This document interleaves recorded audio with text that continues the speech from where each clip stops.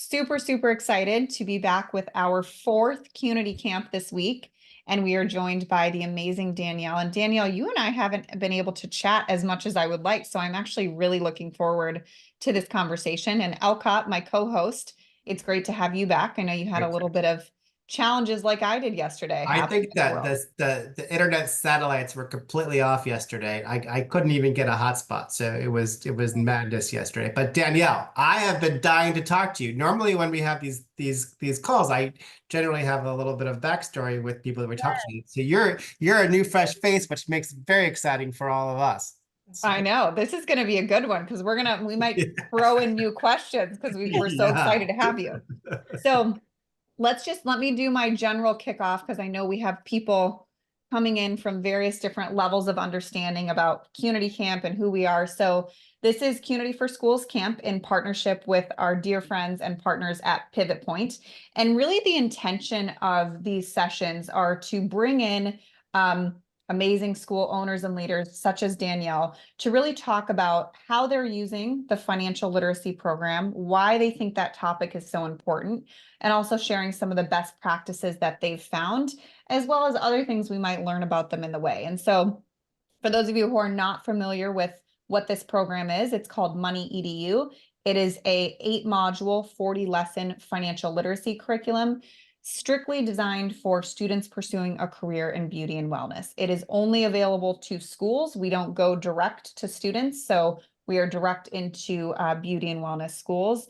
And I've talked about this a couple times, so I don't want to bore people who are on for their fourth session, but really this graph just illustrates a major opportunity and lack of financial literacy in this industry and in other industries. So we know this is a huge problem, and that's why, you know, everyone on here believes in the power of education, as do I. And so that is really the first way to start to solve that. So here's an overview of the curriculum. If you're ever curious, I can take you in deeper to this curriculum, but really kind of the foundational elements are making the topic of money simple and visual and less overwhelming and fearful. It was so funny. I was talking to Jennifer, I don't know if she's on from Mord earlier, and she was like, we have to make people take a math test and everyone cries. I'm like, yeah, that sounds about right.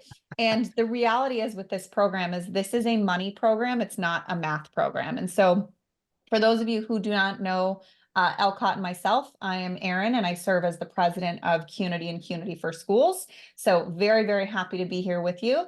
And then Elcott, my dear co-host of Pivot Point, you can introduce yourself as well. Sure. So I lead the sales function for the US and Canada for Pivot Point. And so always glad to make connections with everyone. But I like I said earlier, I've been waiting patiently all week to get to meet Danielle. So I'm anxious to dig in. Perfect. So this is why we're really here, which is Danielle, who is the owner of Hayes Academy. And Danielle, again, thank you so much for joining us. And would love to just learn a little bit more about you, your school, and your role, which, you know, we know what your role is, but a little bit more about what you do on a day-to-day basis. Okay, well, thank you so much for having me. So me and my sister, we co-own Hayes Academy of Hair Design together, along with our husbands. My husband and I, we are both licensed cosmetologists and both educators in our facilities. And we have 2 campuses. Our first campus was in Hayes, Kansas, and we bought that 21 years ago. And at that time, as I was preparing for this, I'm like, man, how old was I then? And I was 25 and my sister was 24. Wow. So as school owners, it was a lot to take on. And then for the last 13 years, we also have a branch campus in Salina, which is about an hour and a half away from our main campus. And like I said, we co-own it with our husbands together.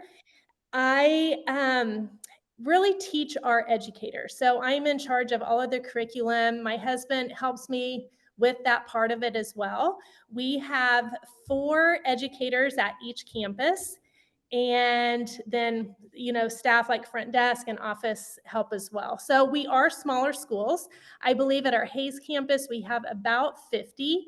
In our Salina campus, about 35 students. So Well, that's a little bit about our background and where we started. Well, I've already learned something new about you. Number one, I didn't know that you owned it with your sister and your husband. So it's truly a family affair on all fronts.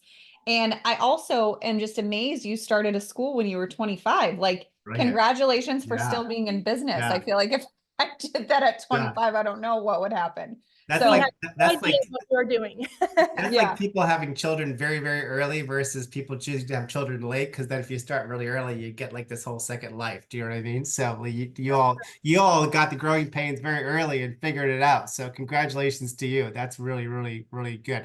You know, Danielle, I think one of the things that particularly we look at closely, and I know that between Pivot Point and Cunity, we do a great deal of research, and we try to really dig into our industry and understand where our impact can be the best it can be, and how we can kind of help the industry to grow. And one of the things that we've uncovered is these what we call beauty school deserts, right? Where people have a challenge getting to a place where they can start a career in beauty. And it sounds like, you know, you guys fulfill a niche, right? That allows students not to have to drive X amount of hours to get that education, which I think is really commendable because, you know, you're solving a big problem for our industry and allowing folks to do that. Now, whether or not they stay where you are or they decide to spread their wings and go further, you know, I think that's really great. But I think setting them up for success with the notion that either they're going to have to start, you know, a business, you know, where you are, or they're going to have to go to work for a salon outside of your area. I think that's where this program is important. So can you walk us through kind of how you use money in your schools? You know, like where do you introduce it? Where does it fit for your students, and how do you implement it, since you're kind of in charge of the curriculum? So how do you implement it? So we have been a Cunity school for exactly a year now. Great. And so we're new, we're babies. So I've listened to all of the others and just so much knowledge. So I thank you for doing things like this to help those of us that are coming into this new to continue to learn. But you know, we start at orientation, and we have a vision statement, and the vision statement at Hayes Academy is to graduate the most hireable, financially responsible students in the world. And that's been our vision for probably 15 years now, our vision statement. But the financial part of it, I knew I always wanted to teach students more than just learning how to do good hair and good nails and good makeup. I wanted to teach them how to make money in this industry. The second part of that is what to do with that money once you make it, right? So we start right away at orientation sharing that vision statement. Then on day one, right away we implement the money mindset module. So our cosmetology curriculum is a year long. The first 11 weeks they are in our basics program. So that's before they start touching any clients. We do 3 modules. So we kind of went through and said, you know, what are the modules that they really need to know right away as they get started? So money mindset is the first one that they teach in basics. And I have my little cheat sheet here. And money borrowed. So because when they start, they're borrowing money. Mm-hmm. And then the third one is a money plan, because I think that money plan is important to have right in the beginning as well. So that's the first 11 weeks. After that, they go on our student salon floor. And so it's kind of right in that middle time frame of, you know, when they are right in the valley. You know, when they start, they're at a peak. At the end, they're at a peak, but right in the middle, they're in that valley. So the 3 modules we share then is money in, money out, and then money saved. And then right before they graduate, usually probably within, I would say, about 6 weeks of graduating, we do money taxes and then money success. So that's how we implement those modules. That's brilliant. That's brilliant. What is the feedback like? What do you generally get from the students when because they're working up to graduation, and I know just by running schools in the end sometimes they're like, I'm ready to get out of here, but you're introducing something really compelling at the end, you know, that keeps their interest and keeps them rocking and rolling and motivated to keep on coming in and finish their hours. But what's their feedback like? What are you hearing back from students as they're consuming this content? Well, I think just like what Aaron shared in the beginning, a large percentage of them coming in have no financial literacy whatsoever. So I think any little bit that they have can get them excited about their goals and their dreams and really then putting a plan into action. So it's really creating just that hunger for wanting to know more, and then to have, because some of them come in and have these goals or dreams that they don't even know how to verbalize, right? And or they have none because maybe they've grown up with a family with the mindset of that poverty. So Mhm. I think it's just inspiring. Also, having our staff love this program is so very important. And we just had a training this morning with Lisa, which I'll talk a little bit about here in a little bit, but it gets our staff excited about the program and to love the content. So I think when we love the content, our students will follow suit. Absolutely. I think you love it, you believe it, it follows suit as well, right? So Yeah. awesome. Well done. Well done. I love this, Danielle, and I love even more so and I want to go back because this ties with my next question, which is your mission statement to, I'm going to butcher this, but to generate the most financially successful, responsible, and hireable graduates in the world, right? So Yes. you clearly had a passion for this topic of money and financial literacy from the get-go. Can you tell me like your own story or your own passion? And because this has been a gap in the industry for a while, right? And I believe most people are passionate about raising or graduating students like that. But tell me a little bit more about yours. So I love, Alcott, how you said a little bit how, we are in a rural community. So when I went to cosmetology school, I went to university for 2 years, and then I always wanted to go to beauty school. But everybody, my high school counselors, even hairdressers in the industry said, do not do that. You will never make any money. And one day my mom, I was talking to her on the phone, and we're a family that loves like the lottery and play the Powerball. Um, Great. she said, did you buy your lottery ticket? I said, actually, I did. And she said, well, if you would win the Powerball, what would you do with the money? I said, I would go to cosmetology school. And she Oh, said, why are you not doing that now? So the next day I went and I enrolled in beauty school. And then whenever I was out for about 2 years. And our cosmetology school that I went to in our town was getting ready to close. And I just had a heart burden because I knew if there wasn't a school in Mhm. the community that I went, like people like myself would not have been able to go. I was a single mom at the time, and my son was 2 years old. So I knew it was not possible. So my sister Summer was graduating from Washburn University with her business degree. And I Yeah. said, do you want to do this? And she said, sure, why not? So I think that heart burden for really allowing and empowering women to come into our industry to know that they can make money. They Mhm. can, just like what you teach about in the beginning, they can do what they love and be financially successful. They can have both of those things. So I wanted to empower and inspire and to provide a place that allowed for that to happen.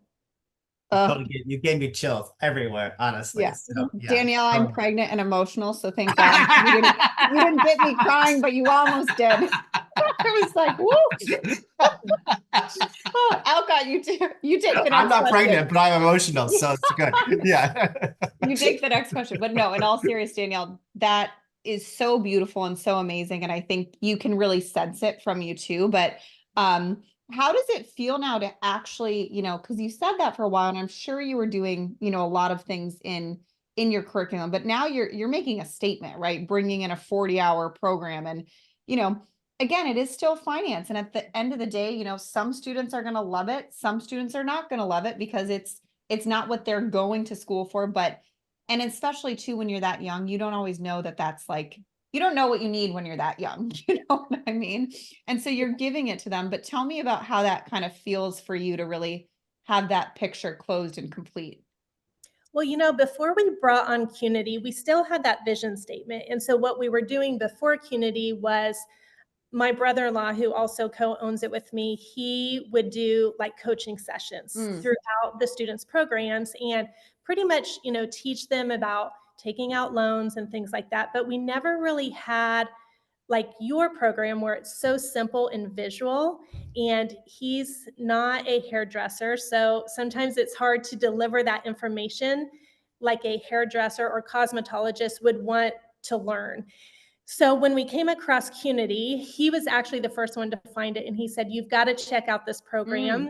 And when we did, it allowed us to have the tools and for all of our staff to be able to facilitate it in a way that was very consistent and in the message and the delivery.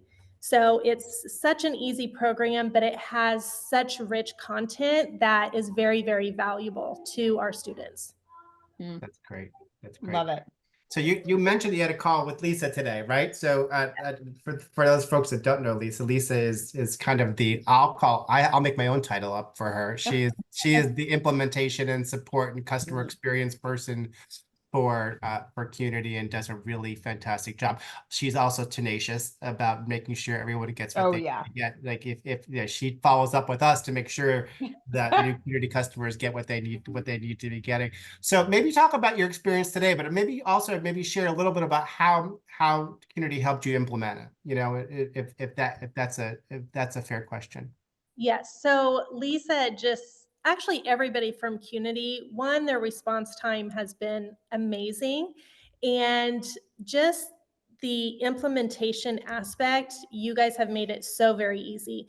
Lisa is so easy to work with. She's so willing to do whatever it takes. We've worked with other companies, and honestly, Cunity has been the best as far as giving us the tools to implement exactly what we need to do to be very successful for a fresh rollout. It can be scary to add a new program. And I know even for us, we're like, where are we going to fit it? We had to get rid of some things, which was absolutely okay. Because sometimes when you add new things, if you keep adding, and I think that would be one suggestion I would have is get rid of something that maybe isn't currently working. And so for us, we had to do that. We had to make some changes, but one of our culture things with our staff is they have to be willing to change. This industry is ever changing. And if we get so stuck in a mindset, it's hard to implement new things that are better, that come out that are better for our students. So Lisa has been great. We just had a call this morning about implementation, how to make the classroom exciting, and just kind of change some myths that we might have been thinking about Cunity and replace them with some truths. Oh, I Yeah. love that. Wait, can you expand on the myths and truths a little bit? Yes. So we actually had a staff meeting. We have staff meetings every other week. And I was talking with our instructing staff about how important it is to live out the Cunity principles that we're teaching. And today in the meeting, they shared with us that we don't have to be perfect at these in our personal life. And so it was a little bit of a contradiction from what I expected from my staff. And it was kind of a light bulb moment for me that maybe I was putting undue pressure on my staff to, let's just say, talking about budgeting, that they have to be a person that budgets in order to facilitate this lesson. Now, should we be working towards those things if we're going to be teaching them? Absolutely. But we don't have to be perfect at them in order to do a good job at facilitating. That is like, you're hitting the nail on the head, because I actually think that's a huge concern and fear with educators is like, hey, I have nothing saved or I haven't put these practices, I'm not saving money, or I'm not doing all the things that I'm telling these students to do. But really, there's a big difference of being an educator versus being a facilitator, right? And being a facilitator means you facilitate content, and they can weave in, a Brittany, Brittany is with us today from Aveda Arts and Sciences. She was our first guest on Monday, and she was really saying how she has sometimes will share her own story. And Stephanie said that too yesterday, where she's like, hey, like this was my story too. So I love that. And that's a really good call out of because that could be a lot of pressure on an educator for sure. And that's certainly what, you know, from our standpoint, we never want somebody to feel like, hey, you need to be a perfect financial angel to facilitate this program, right? Yeah, Yeah, absolutely.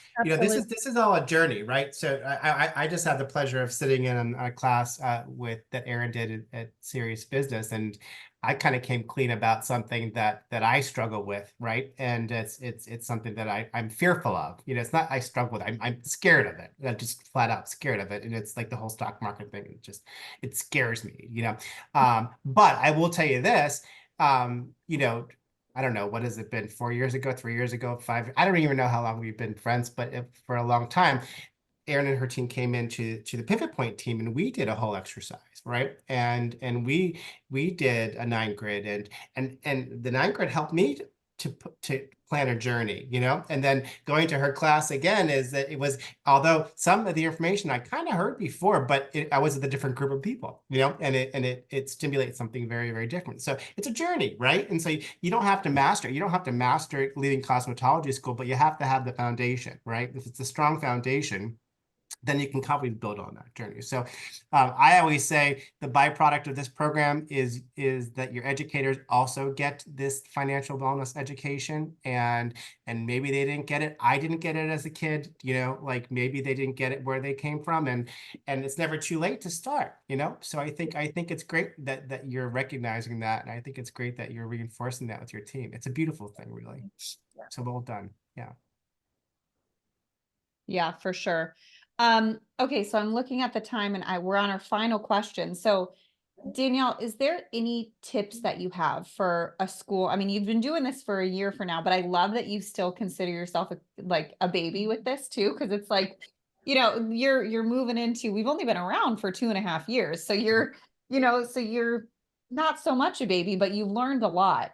But I love that you're still willing to learn. And I love that you're still willing to have ahas with how do we do this differently? How do we make it right? Because for many schools, this is the first time there is a program like this that they're bringing in. So do you have any recommendations to other schools that are either currently using the program and are like, hey, I kind of want to make some tweaks, or if they're looking at the program and maybe having some concerns about, how do I bring this in? How do I get my educators on board? Things like that.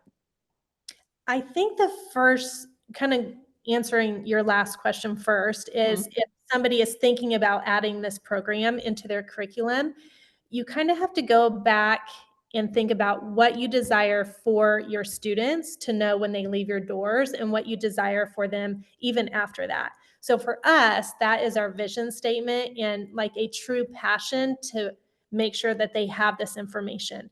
Because for us as school owners, when we first bought Hayes Academy, I was not okay with just teaching them to pass state boards. Like that wasn't okay for our school. It may be for some, I don't know. But I wanted to make sure that when they left, they had a strong foundation in a lot of different things. And the second thing is, if you are thinking about implementing it, utilize the CUNITY team. I think sometimes, we can dive into these programs and then just want to do it our way.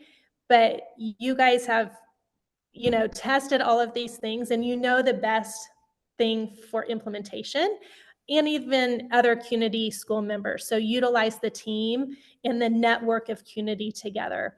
And then lastly, I think, is to over communicate with your team. Nothing's worse for a team when you just throw a program at them and expect them to implement it. So I think over communicate, give them some time to get familiar with the program, and make sure that everybody's on board with it. They may not be, but I think if they dove in and they looked at what CUNITY is, it's a no-brainer. I love it. Alcott, any final questions on your end? No. I think that, I think that we're all on a journey, right? So we're all on a journey to help this industry survive and really help to create students who have top-notch earning potential and take away that stigma that people told you when you were in high school. And it's all of our jobs to continue to do that. And I think that you're a beautiful representation of of someone, even at a small school, that can make a major impact to the industry with the students that you're producing. And so I congratulate you, and I congratulate you on what you're doing and how you're doing it. And you gave me chills a couple of times. I was very excited to meet you. You have surpassed my expectations, and Well, I thank just think continue to do the beautiful work you're doing, because you're making a difference every single day. So congratulations to you. thank you so Danielle. much. Yeah, Danielle, it was a true pleasure talking to you. And I think it's a reminder of the power of passion in this industry and what passion actually creates, because you're creating the next generation of passionate professionals. And also it just made me think you had a really good mom. You know, you're lucky that you had someone that really encouraged this dream and didn't let, others, stray you away from that, because we see that happening to so many people. And that's the thing, is if we can change this from the ground up with proving that we can have people who have a financially not only viable but successful career. And for schools, when the government comes in and looks, it's like, hey, look what we're teaching, look what we're Yeah. teaching these students. It's a huge point of difference too, we like to believe as well. So thank Yeah. you so much, Danielle. Is there anything you want to say in closing? Just thank you for having me. And I look forward, like I said, just to learning more and passing this on to our students. I love it, and we are excited about it. So thank you for what you guys do and allowing us to have the opportunity to share that. Our absolute pleasure, Danielle. Yes. So thank you all so much. This marks, let's see where I'm at with time, 4 minutes to go. So I'll get you guys out a little bit early. Thank you for joining our 4th session. If you're curious about seeing more of the program, you can scan this code, or you can call the phone number, or you can go to our website, communityforschools.com. Lots of ways to stay connected with us, and we'd love to meet you. And then also stay connected on Instagram with Community for Schools. We post a lot there every single day. And thank you everyone for joining us. And tomorrow's our final session of Community Camp. Same time, same place. And we have Jill Cron of SPEC of T-Spa in Fargo, North Dakota. So Danielle, absolute pleasure. Thank you all for listening, and we'll see you tomorrow on the last Community Camp.